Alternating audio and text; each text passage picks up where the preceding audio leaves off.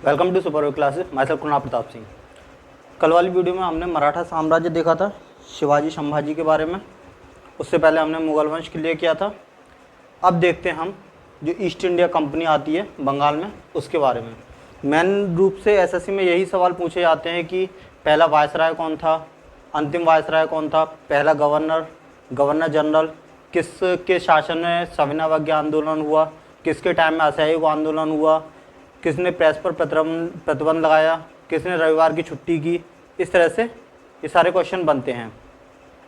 पर उनको पढ़ने से पहले कुछ ईस्ट इंडिया कंपनी के बारे में भी देख लेते हैं कि ईस्ट इंडिया कंपनी कौन थी, कहाँ से आई थी और कितनी ईस्ट इंडिया कंपनी थी।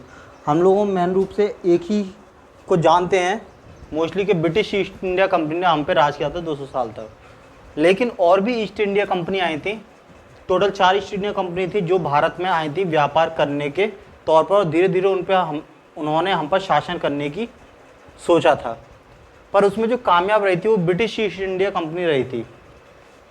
तो सबसे पहले सन 1600 में ब्रिटिश ईस्ट इंडिया कंपनी, उसके बाद में 2 साल बाद में डच ईस्ट इंडिया कंपनी, 1616 में डेनिश ईस्ट इंडिया कंपनी और 1628 में पुर्तगाली ईस्ट इंडिया कंपनी।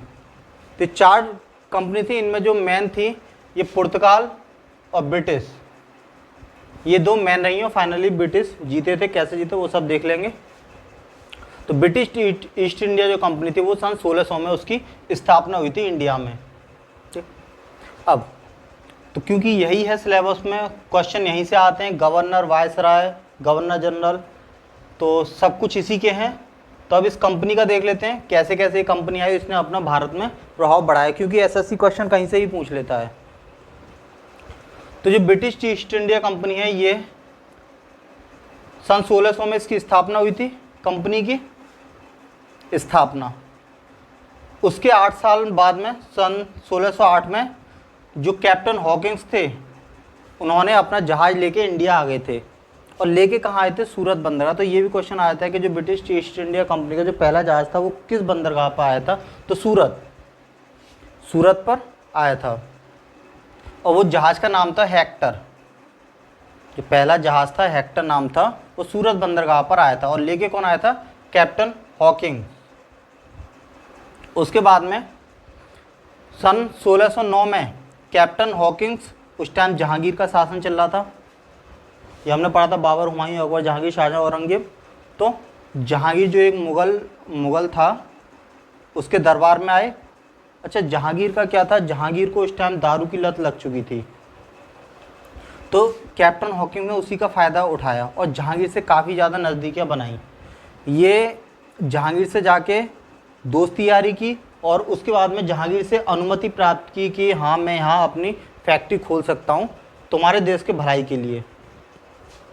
तो कैप्टन हॉकिंस काफ़ी ज़्यादा जहांगीर काफ़ी ज़्यादा खुश हो गया था कैप्टन हॉकिंग से, और इसको अंग्रेजी खान की उपाधि दी थी कि तुम एक अंग्रेज खान हो। तो खान की उपाधि आ जाता है कि खान की उपाधि जहांगीर ने किसको दी थी?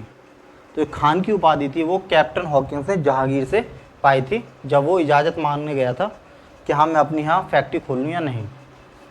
उसके बाद में अनुमति के बाद में 1613 में पहला कारखाना सूरत जो गुजरात में है उसमें खोला। क्योंकि कारखाना बनने में भी एक अच्छा खासा वक्त लग जाता है, क्योंकि बहुत बड़ी बिल्डिंग होती है, तो उसमें टाइम लग गया था।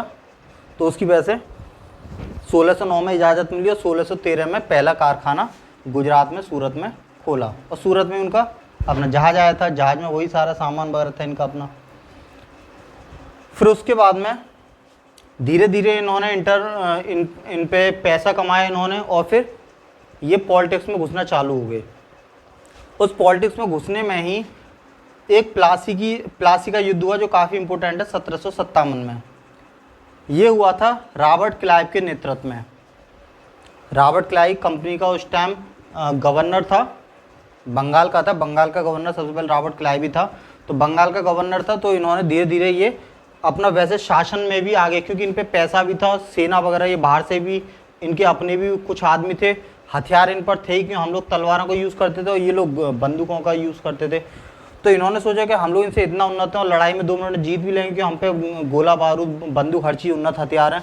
तो इन्होंने फिर धीरे धीरे शासन की तरफ कदम उठाई, पैसा तो इन पे था ही। तो रॉबर्ट क्लाइव ने फिर एक युद्ध किया था बंगाल के नवाब से, क्योंकि बंगाल में इनकी धीरे धीरे वो पकड़ बनने लगी थी। कंपनी इनकी गुजरात में थी, पर गुजरात से बंगाल की तरफ शिफ्ट हुए, तो बंगाल का जो नवाब था सिराजुद्दौला, उसको खटकने लगा कि हाँ, ये शुरू में एक केवल या कंपनी खोलने के लिए आए और धीरे धीरे एक अपना साम्राज्य बढ़ाते जा रहे हैं, एक गांव दो गांव इस तरह से। तो सिराजुद्दौला और जो कंपनी की तरफ से रॉबर्ट क्लाइव जो थे, उनके बीच में युद्ध हुआ, जो प्लासी का युद्ध हुआ था 1757 में। उसमें क्या हुआ, सिराजुद्दौला जो बंगाल का नवाब था वो हार गया। तो रॉबर्ट क्लाइव ने सत्ता को डायरेक्ट अपने हाथ में नहीं लिया, वरना तो जनता भड़क जाती। तो उन्होंने क्या काम करा कि अपना जो एक चमचा था मीर जाफर, वहीं बंगाल का ही, उसको बंगाल का नवाब बना दिया मीर जाफर को। तो मीर जाफर शुरू में तो ये अंग्रेज़ों की कठपुतली रहा था, बाद में इसने भी उपद्रव कर दिया था, क्योंकि ये लोग बिल्कुल इसको एक नौकरी तरह ट्रीट करते थे कि ये कर हमें इतना दे, ये टैक्स हमारे पास भेजे। तो एक तरह से कठपुतली बन के रह गया था अंग्रेज़ों की, और सिराजुद्दौला को हरा दिया था 1757 में। फिर 1764 में दूसरा युद्ध हुआ था, जिसमें बक्सर का युद्ध बोलते हैं। उसमें हेक्टर मुनरो जो थे वो कंपनी की तरफ से लड़े थे, और जो दूसरी तरफ थे इंडिया के, वो 3 राजा थे, मीर कासिम बंगाल का, सिराजुद्दौला अवध का, और शाह आलम मुगल का। तो ये 3 एक तरफ थे और एक तरफ अंग्रेजी सेना। तो मैंने अभी जैसे शुरू में बताया था कि उन पे उन्नत हथियार थे, बंदूकें थी, और ये लोग तलवारों से लड़ने वाले थे। अब इन्होंने पैसों से खरीद भी लिए अगर गोला, तो बहुत लिमिटेड गिने चुने राजा और राजा के खास सेनापति वगैरह पर ही बंदूकें थी, और यहाँ हर सिपाही के हाथ में बंदूक। तो इनसे जीतना तो मुश्किल था, चाहे 3-3 के 4-4 भी क्यों ना आ जाए। तो वही हुआ, जो हेक्टर मुनरो था वो जीत गया, और ये तीनों उसमें हार गए बक्सर के युद्ध में। और उसका फिर फाइनली परिणाम ये हुआ कि जो पश्चिम बंगाल था, बिहार, झारखंड और उड़ीसा, इनकी जो दीवानी थी और राजस्व अधिकार, वो कंपनी के हाथों में चले गए। दीवानी मतलब वहाँ का शासन, और राजस्व मतलब कहाँ से कितना टैक्स वसूलना है, कितना टैक्स तय करना है, ये सब अधिकार कंपनी के पास चले गए। इस बक्सर और प्लासी के जो 2 युद्ध हुए थे, इनके बाद में, ये दोनों ही काफ़ी इंपॉर्टेंट है। बक्सर और प्लासी हर तीसरे एग्जाम में ये देखने को मिल जाते हैं, बक्सर और प्लासी की लड़ाई। तो इनका पूरा ही करना है, कब लड़ाई हुई, नाम, किस किस ने लड़ी थी, और उसका फाइनल कॉन्क्लूजन क्या हुआ। अच्छा, सन याद करने के लिए इन चारों सनों को, ईस्ट इंडिया कंपनी जो चारों सन है, इसके लिए एक ट्रिक इसको कर सकते हो, head. British east India company थी, इंडिया में आई और हेड बन के उभरी। तो ब्रिटिश ईस्ट इंडिया कंपनी 200 साल तक हेड बनी रही। अब ये सन कैसे याद कराएगी, तो स्थापना 1600 में हुई थी, ये हमें याद करना है, और 1600 एक इजी डिजिट भी है, याद हो जाएगी। उसके बाद में एच आता है अल्फ़ाबेटिकली 8 नंबर पर। एसएससी की तैयारी करने वाले बच्चों को इसे लेके जेड तक सारे रीजनिंग के लिहाज से ये अल्फ़ाबेट याद होते हैं, कौन सा कितने नंबर पे आता है। तो 1600 के बाद में एच मतलब 8 जोड़ा तो 1608। फिर उसके बाद में ए आता है 1 नंबर पर, तो 1608 के बाद में फिर 1 जोड़ा तो 1609। फिर डी आता है 4 में, तो 4 जोड़ा 1609 में तो 1613। तो इस तरह से 1600 में पहले 8 जोड़ दो, फिर नेक्स्ट 1608 आई, फिर 1 जोड़ दो 1609, फिर 4 दो 1613। ये चीज़ हमें याद रखनी। पहले स्थापना हुई थी, फिर जहाज आया था, फिर इजाज़त मांगी थी, और फिर फाइनली जो कारखाना था खोल दिया। सबसे पहले स्थापना करेंगे, फिर किसी कंपनी की, फिर कंपनी की ज़रूरतों का सामान लेके वो जहाज आया, फिर इजाज़त मांगी थी, क्योंकि यहाँ इंडिया में खोलने तो राजा यहाँ के भी हैं, फिर वो हस्तक्षेप करेंगे, इजाज़त मांगी, और जब इजाज़त मिली तो कारखाना खोल दिया। 1600 के बाद में ये हेड याद रखना है, 8 1 4 को जोड़ते जोड़ते। अब देखते हैं ईस्ट इंडिया कंपनी के लिए। तो ईस्ट इंडिया कंपनी के जो भी गवर्नर थे, गवर्नर जनरल, वायसराय, इसके ऊपर क्वेश्चन आता है कि कौन सा पहला गवर्नर था, कौन सा आखिरी गवर्नर जनरल था, इस तरह के, और किस सन में। तो उसका एक शॉर्ट नोट्स है, फिर उसके बाद में सारे गवर्नर जनरल, वायसराय, इनके बारे में डिटेल से फिर एक तरफ से सीरीज आएगी। तो सबसे पहले बना था बंगाल का गवर्नर 1757 से 1772 में। उसके बाद में जब उसकी ने पावर बढ़ी तो बंगाल का गवर्नर से बंगाल का गवर्नर जनरल बन गया। पहले गवर्नर था बंगाल का, थोड़ी पावर बढ़ी तो वो गवर्नर जनरल बन गया वहीं बंगाल का। फिर जब उसमें थोड़ा और पावर बढ़ी तो वो केवल बंगाल का ना रह के पूरे भारत का गवर्नर जनरल बन गया। एक क्रम याद करो, सबसे पहले बंगाल का गवर्नर था, थोड़ी उसकी पावर बढ़ी तो वो गवर्नर से गवर्नर जनरल बना उसी बंगाल का ही। फिर और पावर बढ़ी तो वो बंगाल का ना रह के पूरे भारत का बन गया।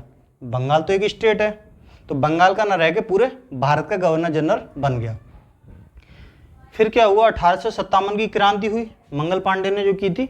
उसके बाद में ये जो जनरल गवर्नर का पद था वो महारानी विक्टोरिया पे चला गया, मतलब सर्वे सर्वा महारानी विक्टोरिया हो गई और इनको वायसराय बना के छोड़ दिया कि सारी पावर, क्योंकि इनको हेल्प की जरूरत पड़ी तो महारानी विक्टोरिया के पास चली गई और ये लोग वायसराय बन के रह गए। फिर बाद में फिर से इन पे पावर वापस आई, जब देश आज़ाद होने वाला था तो ब्रिटेन ने अपना हाथ छुड़ाया, क्योंकि उस टाइम द्वितीय विश्व युद्ध चल रहा था, तो ब्रिटेन ने अपना हाथ वापस खींच लिया और ये लोग वापस से फिर से गवर्नर जनरल बन गए भारत के। फिर उसके बाद में भारत स्वतंत्र हुआ।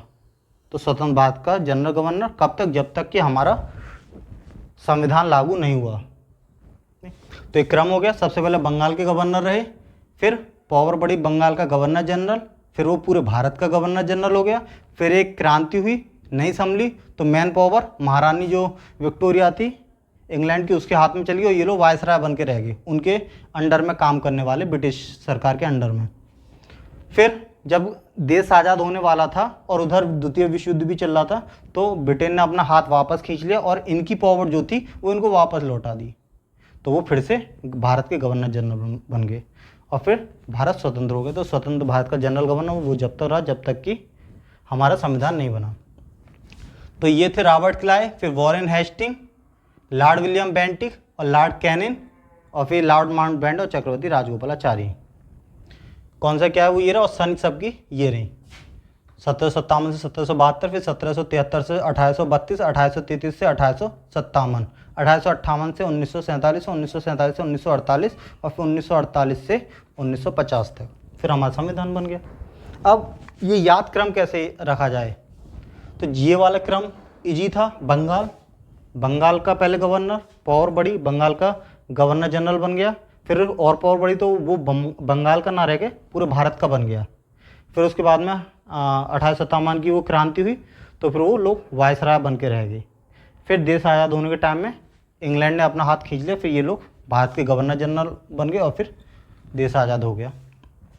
तो इनको याद करने की ट्रिक, अगर तुम इनका क्रम याद रखते हो इस तरह से सोच सोच के बंगाल का, तो फिर इनकी ट्रिक ये है, कल ही बैठ कानपुर को बेटा, कल से क्लाइव, ही से हेस्टिंग, बैट से बेंटिक, कल से क्लाइव, हे से हेस्टिंग और बैट से बेंटिक, कानपुर तो कैनिंग, बेटा तो बेटन, माउंट बेटन मतलब मेरो बेटा, माउंट बेटन बोलते ना, ये माओ बेटा है ये, तो माउंट बेटन बेटा, और गोपाल तो सी राजगोपालाचारी।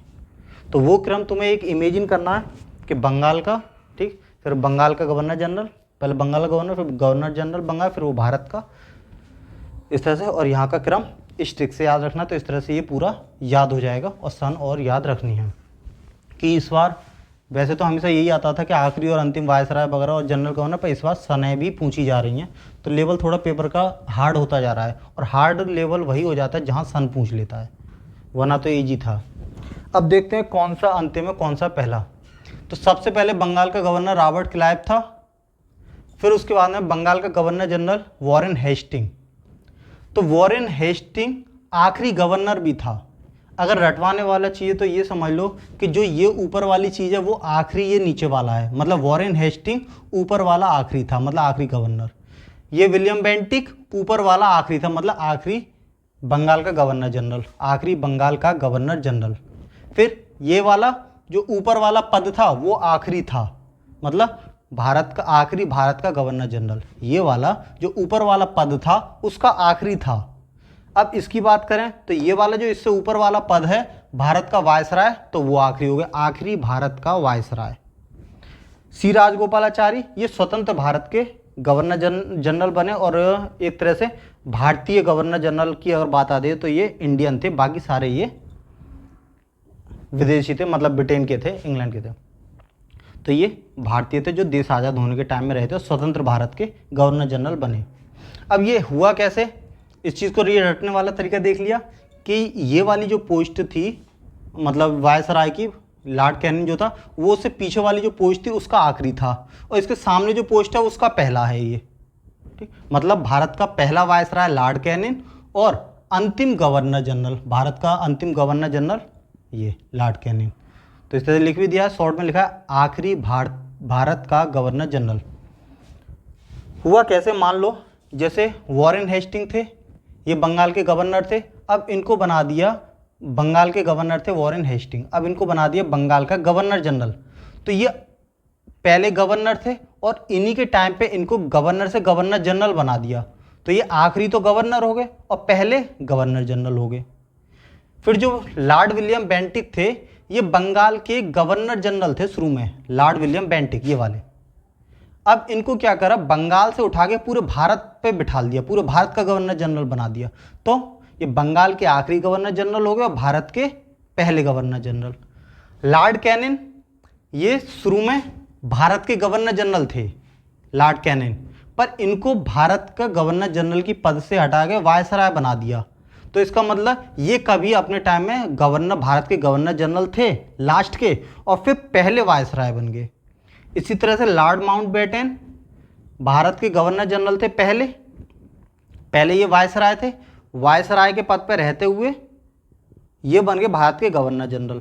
तो एक तरह से अंतिम वायसराय हो गए, क्योंकि वायसराय से ये, इन्होंने वायसराय से इस पद पे कूदे हैं। ये लॉर्ड माउंटबेटन पहले वायसराय थे, वायसराय से इस पद पे पूछे हैं, तो आखिरी तो वायसराय हो गए ये, और पहले भारत के गवर्नर जनरल हो गए। अच्छा, पहले तो नहीं बोले जाएंगे, पर हाँ वायसराय के बाद में जो 1857 की क्रांति वाला जो था, उसके बाद में ये गवर्नर जनरल बने थे 1947, मतलब आज़ाद होने के बाद में।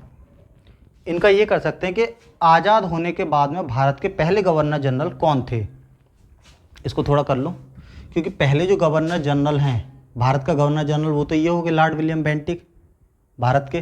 तो फिर ये कौन से भारत के गवर्नर जनरल हैं, तो ये हो गए स्वतंत्र भारत के, स्वतंत्र भारत के पहले गवर्नर जनरल। क्योंकि 1947 में देश आज़ाद हो गया, उस टाइम यही थे, इन्होंने ही देश आज़ाद के समय सत्ता हस्तांतरण करवाया। और फिर उसके बाद में ये चले गए और जो चक्रवर्ती राजगोपालाचारी थे उनको अपनी जो पद था वो चक्रवर्ती राजगोपालाचारी को सौंप गए। तो इस तरह से इस चीज़ को थोड़ा सा कन्फ्यूजन है, पर अगर ये कन्फ्यूजन दिमाग में क्लियर हो जाता है, या तुम खुद से भी इस चीज़ को एनालिसिस करते हो कि ये आखिरी बंगाल का गवर्नर जनरल, सब चीज़ें लिखी हुई हैं, खुद से ही सोचने की कोशिश करो कैसे ये सामने वाला पहला हो गया, मतलब भारत का governor general Lord William Bentinck, और ये बंगाल का आखिरी गवर्नर जनरल भी थे लॉर्ड विलियम बेंटिक, आखिरी बंगाल का गवर्नर जनरल। ठीक है, आ से आखिरी, भा से भारतीय का गवर्नर जनरल, इस तरह से। तो खुद से भी थोड़ा सोचना, हो सकता है और बेटर तरीके से तुम इसको समझ सको। तो ये सारे कंपनी के जो पद थे उनके बारे में देख लिए। अब एक तरफ से रॉबर्ट क्लाइव से, कि रॉबर्ट क्लाइव ने क्या क्या काम किया, द्वैध शासन की स्थापना वगैरह, वो सब डिटेल में अब हम नेक्स्ट वीडियो से देखना चालू करेंगे। आज के लिए इस वीडियो में इतना ही, धन्यवाद।